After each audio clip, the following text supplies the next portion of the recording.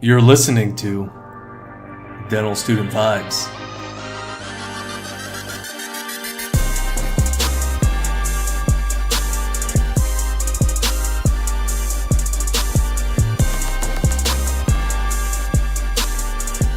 What is going on, guys? You all might be wondering why you're not hearing Seth's voice today, and that is because I am extremely excited to be recording here today in the great state of Texas. Today, our guest is Dr. David Crumpton. Dr. Crumpton has been my mentor dating back from 2015. He was extremely instrumental in my path towards getting accepted into dental school, as well as providing valuable information and support throughout my time here at dental school thus far. Dr. Crumpton has lectured and trained thousands of other dentists over his career. His educational lectures span over various technological aspects of dentistry, including CIRAC 3D technology, which will be very valuable for us in the future. Dr. Crumpton has practiced dentistry for 25 years, performing a wide range of procedures in his office, including sleep apnea therapy, digital smile design, veneers, cosmetic dentistry, dental implants, and many others. You can visit Dr. Crumpton's website at www.davidcrumptondds.com. Along with this, be sure to follow him on Instagram at davidcrumptondds. Please be sure to follow us on Instagram at dental.student.vibes, on Twitter at dentalstudentvibes, and last but not least, Facebook, where you can search for us, Dental Student Vibes. Again, we are extremely grateful to have Dr. Crumpton take time out of his schedule to sit down with us, and we hope you all enjoy this episode. Thanks, guys. Okay, Dr. Crumpton, so one of the other questions I had for you was, there's so many different things that you have to learn about having your own private practice. So how did you develop an understanding of what's required to run a private practice when you opened up your own?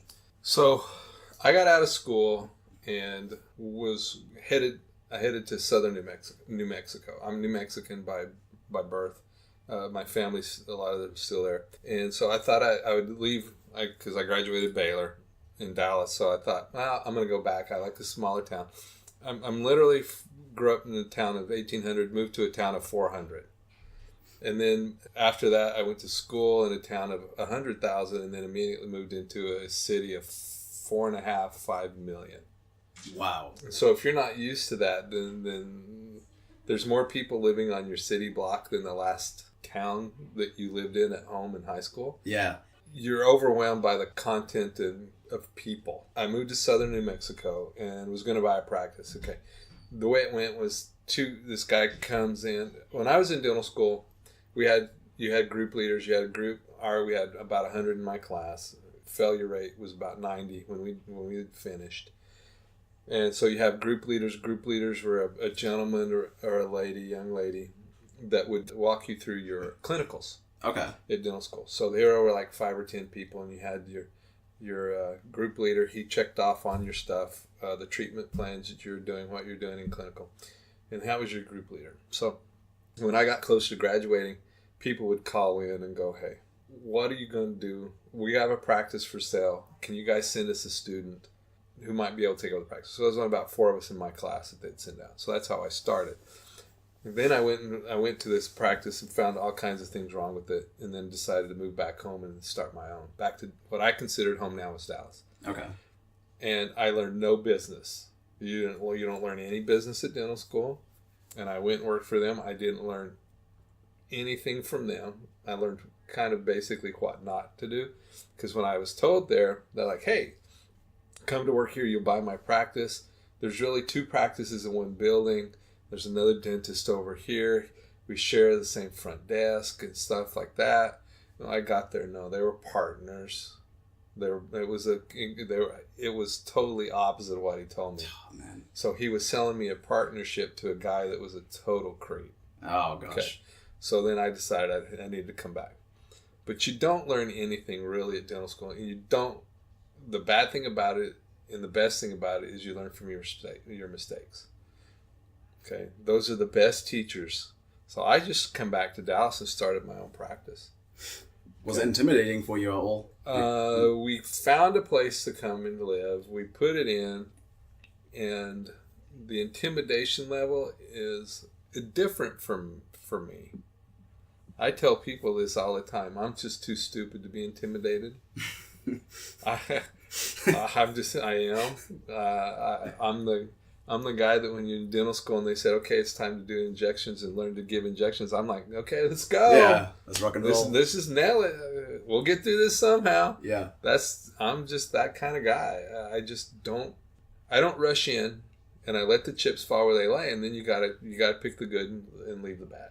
In business, everybody's gonna have an issue when you get out of dental school. Very few people come out of college with a business degree and go into dentistry. I think in my class we had 5 or 6. Okay. Some people came out of business because they went into business and didn't like it because their dad was a dentist and they didn't like it, and then they decided, well, I'm going to come back.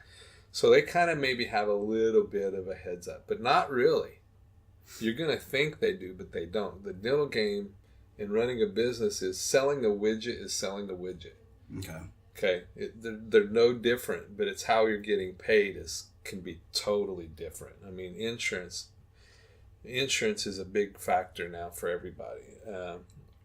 Payment plans, care credit cards. How do I balance all this stuff?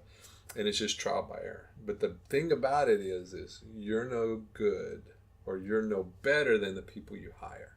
Okay. I know nothing. Okay, I got out of dental school. I know nothing about dentistry and business. Do I want to hire someone that knows less than I do or more than I do? More than you do. You hire people smarter than you. Okay. Everyone's going to get out of dental school. They're going to think they're the top of the food chain. You're not. You've only got a license to do the things dental school taught you. How to treat perio, how to place a filling, how to do a crown. Right. There's so many more people out there that know how to run a dental office that aren't dentists. It'll blow you away. A lot of these guys who are running DSOs, yeah, they know nothing about dentistry. They know how to run a business. Right. Okay. So my front office staff better know how to handle insurance better than I do. I better be the dummy in my practice on how to handle insurance. And then after time, you know more than they do. Yeah. But in the beginning, you're not. So hire better than you. Okay. Always attain to hiring people that are smarter than you. Okay. You're smart because you had to get through school. You had to have the GPA to get in. But there's people that just because I do one thing, they do another thing. I'm not smarter than them because I have a doctor in front of me. They know how to do things better than I do. Let them do their job. Let them teach you. And then when you learn it and know it, then you know it. And then if they decide to leave you, you can train somebody else. But don't. Hire someone who knows more than they do. You're no better than your hire. Okay? Yeah. That's what it is. People don't understand it. You're no better than the last person you hired. Okay? Or you're garnering your reputation of being a dentist, you're no better than the last filling you did. Right. So always protect it. So always hire better than you. So it's always constant progression for you. It's always trying to get better and better every single time. If you're not, you're going backwards. Yeah. And you see it so often. You see it so often that, and it's not just dentistry, it's life. Okay, so the life lesson on that one is people hit a certain age, and if they didn't hit their dream, they just kind of go stagnant. Yeah. And then life is a rut from then on out. They can change the rut. Okay? You can always change your rut. It's all up to what you want to do. It's all up to what you want to do. You don't like it? Do something different. Change course. Just change your course. But always be willing to hire someone smarter than you. Yeah. That's great advice to know. Always. Because I think what I've learned over here, being able to visit the practice and, kind of take an in-depth look at everything, is that there's so much you need to know. And when you have so many things on your plate, especially when you come out of school, you have to be able to really, first of all, be a competent dentist, I'm sure. And then on top of that, you're just in constant progression. You're a student, for the rest of your career almost. Constant student on a daily basis. Yeah. And for you guys who've never been in a dental practice just yet, you're a juggler. That's just it. Yeah. You're actually literally, sometimes I have 4 patients in a chair. That's I run 2 hygiene. So I got 2 hygiene and I might have 2 treatment. And then you have front desk. You could literally have 5 people coming up to you asking you a different question. I can say that at the same time, and you have to know 5 answers. Yeah. Or you have the ability to go, yours can wait. Ask me later. You have to be able to juggle what's going on all the time. It's the old herding cats. Yeah. You can't herd cats, but it's you got to be a good juggler, and you got to learn to prioritize. That's what I'm saying. The other we talked about focus. Yeah. Focus just on the immediate thing, and that's it. That's what I do. The first person that's got to get out of the office, first procedure, this question or that question, which can go away. I mean, which goes away, which stays, which gets answered. Yeah. And I think the one thing that, I really respected about you was, or still do, I haven't lost respect, don't worry. The one thing I really respect about you is that you are always trying to progress. You're never, ever, okay, I've accomplished what I want to in terms of my practice, where I'm at in production and things like that. And now I'm content with that. But you're always trying to go up and up and up and up. I have a fault, and I don't know if it's a good quality or a bad quality. It's just me. Yeah. And so I rarely take the time to look back and kind of judge and see what I've done. Literally, we Google viewed the house I grew up in. Yeah, the other day. And so you kind of come from this spot. So the last 30 years going through dental school now in practice is I've never slowed down. And so if you've slowed down, I don't look back and go, I've done so much, so good, so well, and built a business, that stayed in business for now 24 years, built a huge building and have tenants and go from there. I don't ever look back. That's a fault. Okay. But I also think it's a blessing too, because it makes me non-complacent.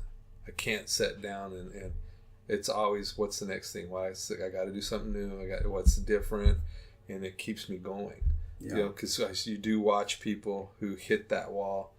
Some people just think, man, if I could produce 800 or 500, I can't remember what the national average now is on a dental office. I think 600, 700,000, I think. I'm not for sure. Okay. They hit that one deal, but national average is this. No, if it's 1 million, it's this. But I can't ever sit and stay complacent. It's just not in my genes. It comes from kind of how I was raised. Yeah, definitely. And to kind of go or touch on top of that is, I remember, I think was it last year when you went to Toronto to do the Digital Smile training? So it's like things like that. You're always on top of the technology, I've noticed. And some other dentists that I've seen or spoken to, they are not on top of it, or they don't even know that it exists sometimes. So are you doing anything in particular to really stay on top of that, or how does it work? Again, we go back to continuing education. Yeah. You don't have to, we've talked about this several times, about getting into a group practice. Right. You don't have to get into a group practice to have people you can bounce ideas off of. I'm part of a study club. Okay. It's all local dentists. Okay. We're all harvesting from the same pool. Do you think we trust each other? We show up in a room and we do study club. Do you think we share stuff? No. Right. But we learn through the study club because it's a Spear study club and it's all set out. And it's all run. And so you learn technique and stuff that way. But we don't share business stuff. But other than that, you can get in with a group of people. And so most of the people that I get in with are not local. Okay, so I have friends from all over the country that are dentists. I mean, this is the thing about dental school. You guys could form a deal that you guys stay in touch and bounce stuff off of. Right. Okay, you could garner really good friends, 10, 15 in your class, start a WhatsApp group. One's going to oral surgery, one's going to ortho, and then once you're done, you guys keep knocking this stuff about. there's your group practice. It's friends telling other friends what they're doing, what's working, what's not. So I'm in a WhatsApp group with about 250 dentists. And wow, really? They're nationwide. We bounce stuff off of each other. And so I have someone who can help watch your back. Okay. Because your local friends are rarely going to... they're going to have your back, but not in the way you want. Yeah, it's like direct competition. It's direct competition. Yeah, so, I'm sure everyone has to... You have to be strategic in the way, I'm sure, that you present information to certain people, just because there's always a chance of people saying maybe something they shouldn't have said, or things like that, maybe. Well, you're also going to go through, and you're going to garner a group of friends. And the guys that were in the local study club are also guys, three in the study club are actually three guys I sat next to in dental school. Oh, really? So you know their personalities. And then you start talking to people. And then after lecturing for 9 years, you learn dentists, I guess it could be anybody really, any profession, or people want to put up that false front.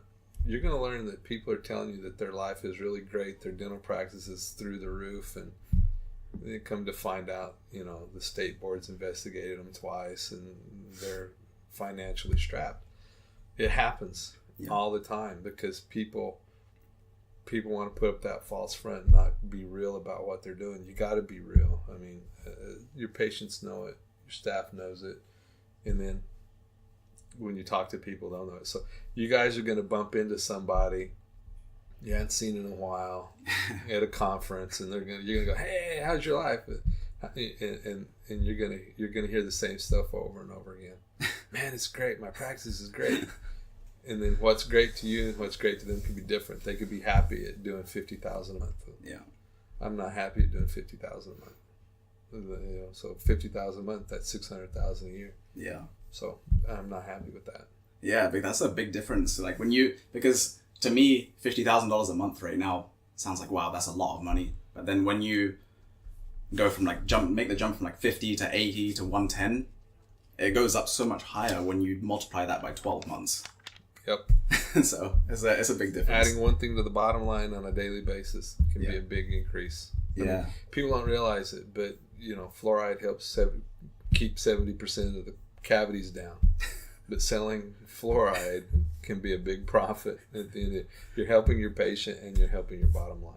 Yeah. And that's the other thing. We've talked about this before too in the business of this. You guys are going to get out of dental school and you guys are being courted now by the DSOs. Yeah, absolutely. They're telling you can make $250,000 a year when you get out of school. And I'm hearing all these lecturers say, I'm making all this money when I get. The problem is with that is they get that ingrained into your guys' heads that you're going to get out and you're going to be able to make $250,000. Yeah. But at some point in time, the table is going to turn. Yeah. And that company, that DSO, is going to say, hey, what are you doing to earn that $250,000? Right. You're producing $500,000 a year, and I'm paying you half. That's 50%. They're losing money. Yeah. Some point in time, they're either going to cut you, they're going to fire you, or they're going to expecting you to make 70% higher than what you're making. Keep the math simple. Okay. If they're expecting you to produce 70% higher, okay, if they're paying you $300,000 a year, they're going to be expecting you to be making $1 million. That's a lot. Okay. There's going to be at some point in time that table's going to turn, because the DSO, you've got to make them money and not be a problem. That's another thing that a lot of these kids are hearing that and they don't realize. And the DSOs aren't coming to you going, "Hey guys, great, we're going to pay you $250,000. We're going to put CBCT, iTero, CERAC in the offices for you, and this is going to be the most fantastic practice you ever have, and you're going to make big bucks." But they're not telling you on the flip side, but within this many years or so many months, if you're not producing X number of dollars, we're taking it all away. Yeah. They don't tell you that. And that's the truth. That's what's going to happen. So you have to be able to produce to justify your income, even with the DSO. Yeah, and I think a lot of people, they don't have someone who is a legal expert in that matter read over the contract that they're about to sign as well. So they miss all those fine points that someone might not even consider. Like, for example, a lot of people, they still don't know that there's a non-compete clause. So you could be taken out of your city if you want to leave and then go and start your own private practice. If you get like a 10-mile radius, that when you expand that out, that's a lot. That's a big area. Yeah. Because 10 miles in any direction here in DFW takes up 20-mile deal, and that's a lot of people. Yeah. That you can no longer service. Yeah. And it's not a square; it's a circle, so it gets a big area. Yeah. Yeah, and most people get enamored by, I'm going to pay you a lot, and you're going to have all this cool stuff. Yeah. And then they don't want to pay attention to the fine print. Yeah. Yeah. That's the problem. So I know this is like a hot topic for so many dental students coming out right now, and I wanted to get your opinion on it. And all of us, we all think differently on this matter, so that's why I consider it a hot topic. Do you think dentists should do a GPR coming out of school, or like a 1-year residency, or should they focus on anything in particular? I'm gonna say yes and no. Okay, and then we'll break down the yes and we'll break down the no. Okay. First off, I'm gonna go with the no. Okay. My opinion about a GPR is you're just learning the same stuff you've already learned. Okay. It says same stuff. Same stuff you've already learned. Yeah. They may be throwing you bigger cases or more complex cases, but guess what? You've already learned that. Yeah. Okay. So instead of doing a 3-unit bridge, as a dental student, they may throw you a 5 or 6 unit bridge. Okay. Do the principles change? No. No. It's still the same thing. They may throw in some implants or something like that. So you may get some implants in there, but I much rather would be making money than paying somebody money. Okay. So for me, a GPR was kind of worthless. Yeah. All it was spending more money and more time not doing what I was already taught. Right. Okay. And the yes part is if you're so lacking in confidence, it may be for you. Okay. But I guarantee you, when you get out in 2 years, you're still probably, after your GPR, you're still probably going to lack confidence to run a practice. That's what I would think. Yeah, that's the just way the way it is. It. Yeah. So if you are confident in what you know, I don't think a GPR is for you. If you still need someone to boost you up and build your confidence, then maybe do a GPR. But the problem is you're always going to be looking for someone to boost up your confidence. Yeah. You got to do it for yourself. You can't take baby steps anymore, have someone holding your hand the entire way through your career. Well, it's kind of like you got into dental school, right? Yeah. Did dental school expect you to know what you learned at college? Absolutely. Yeah. So they had the confidence in hiring you. They had the confidence in getting you into school and accepting you into school. So they had confidence that you already knew that stuff. Well, in dental school, you know it. So you have to take your chemistries and stuff and apply all that stuff that you learned in undergrad, and you had to apply it at the graduate level. I mean, that's what I had to do. Yeah. And then so that's the whole thing is you're already at school. Someone's already chose you to be at school, so they know that you have the capabilities. You just have to decide you have the capability. Right. That's the way I approach kind of life. I have the capability, and you and I have discussed this before. I tell my employees all the time, the only difference between me and them is I chose to play the game. Yeah. I put my shoes on just the same way they do. So for me, is they're just as smart as I am. I tell my staff, you're just as smart as I am. And they always you're the boss. No, I'm not. I go, yeah, you are. Yeah. You are. You look at them and go, you are just as smart as me. The only difference is I went to 4 years of school and I paid a lot of money to do it. They could have done the exact same thing I did. They just chose a different path. I think that's what really enjoy watching you do is oversee your staff and how you interact with them. And something that is like a common issue, I think, in my eyes, is that I think some people really let it get to their head. You know, that they have doctor in front of their name, so all of a sudden it gives them authority over this or that. But it's not the case. Like you said, we went to additional 4 years of school because that's it. You just do something different. Yeah. I'm trained to do something different. Yeah. I know we talked about this yesterday, I think, while you were here, or either Tuesday? yesterday or the Tuesday. Yeah, I think the day Tuesday. before. You know, other countries, dentistry is a trade school. They you know, in England, you're not a doctor, you're a mister, but you still get out and you have your trade school. Yeah. It's 2 years. Yeah. So it's not all, even within our own business, in our own educational aspects, even within other countries, we're all not really schooled the same. But, Right. but we all can be expected to be treated the same. Okay? Absolutely. But the difference is, you know, I don't look down on the guys from England, the doctors in dentistry, because they went to 2 years of school. They do the same things I do on a daily basis. Yeah. Yeah, if you treat people that way, you're not going to set yourself up for success. You may do the right business decisions and make a lot of money, but in the end, you're a failure. You know, if only 3 people show up to your funeral, you didn't win at life. Yeah. You died with maybe with the most toys, Yeah. but nobody like you. Yeah. Because you have to always take that into consideration, because there's things that bring value to your life versus things that are maybe materialistic, and how much it's all dependent on what you're really trying to gain out of life. And I don't know how some people really, they go so like they're cutthroat, you know, to where all they think about is what is ahead of them and themselves and how they're going to get there. And I think respecting people, not only just our patients, our staff, and even the people who are in the profession as well. Well, we talked about earlier that your reputation is everything that you have to protect. Okay, your name is who you are. Okay, boil it down. You can name your dental practice, or you could work for somebody. You could work for somebody and they have a different name than you know, my practice is my name. I could have called it something generic and given a name. Yeah.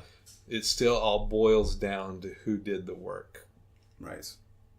And how you feel when you sleep at night and put your head down. But if you're taking care of people, people will take care of you. Absolutely. That's where the money comes from. It's not about the procedure. It's about taking care of people. Yeah. Yeah. And actually doing the things that they need. They need, you may not agree with everything that they choose. Right. I'm just a purveyor of services. Okay. But I've seen it a lot where I've had to do this once. Somebody was asking me to take out the first molars on their 18-year-old daughter that could be saved. Oh, gosh. I had to refuse. Yeah. Did they not like me anymore? Yeah, they didn't like me. They didn't like me the day because I refused to do the services. I told them they could save us. Well, we don't have the money to do that. And I'm like, in my good conscience, I couldn't do this for you. You really need to find someone else. Yeah. Or I could have taken the teeth out for them. Yeah. I would have been, but for me, I would have gone to bed at night not liking myself for taking a few dollars for extracting a tooth that I know that could be saved. Yeah. That is the cornerstone of this kid's mouth, and that as soon as we take that tooth out, you're going to have a problem. Yeah. Okay, and then there's other people that only have a few dollars that need a crown, but you may end up doing a build-up for them to get them by. Yeah. So there's things you can do to help people and not hurt them, and then you're gonna make people mad because you don't want to help them, because in the long run it's gonna hurt them.